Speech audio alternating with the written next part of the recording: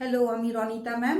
তোমাদের কাছে একটা ছোট্ট ভিডিও নিয়ে এসেছি, যেখানে হচ্ছে কনভার্সন অফ ইউনিটস আছে, chapter measurement and experimentation physics, class 9 ICSE সিলেবাসে। ঠিক আছে, দেখো ফার্স্টে আমি একটা কনভার্সন দেখাচ্ছি যে ন্যানোমিটার টু সেন্টিমিটার। ঠিক আছে, তো এখানে দেখো তোমরা জানো 1 ন্যানোমিটার হচ্ছে 10⁻⁹ মিটার অ্যান্ড 1 সেন্টিমিটার হচ্ছে 10⁻² মিটার। এবার ন্যানোমিটারকে ইন টার্মস অফ সেন্টিমিটার আমি কি করে রিপ্রেজেন্ট করব?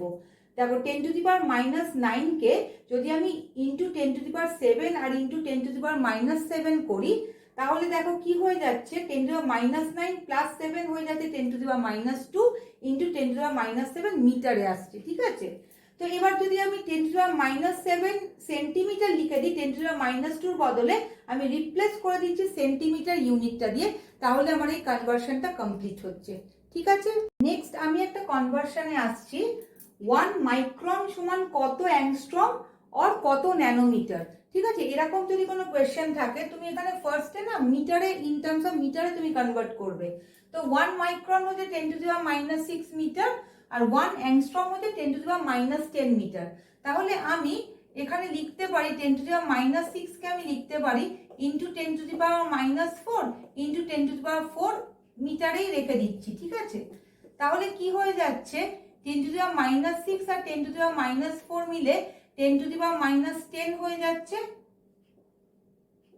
Into 10⁻4 metre. এবার আমি 10⁻⁻4 এর জায়গায় আমি 10⁻4 আমি অ্যাংস্ট্রম লিখতে পারি। ঠিক আছে, নেক্সট সিমিলারলি এখানে যদি আমি ধরো ন্যানোমিটার, 1 ন্যানোমিটার হচ্ছে আমি জানি 10⁻⁹ মিটার। এবার 1 মাইক্রন হচ্ছে আমি যদি করি 10⁻⁶ ইন্টু 10⁻³ ইন্টু 10⁻³ মিটার যদি করে দিই, তাহলে 10⁻⁹ ইন্টু 10⁻³ মিটারে আসছি।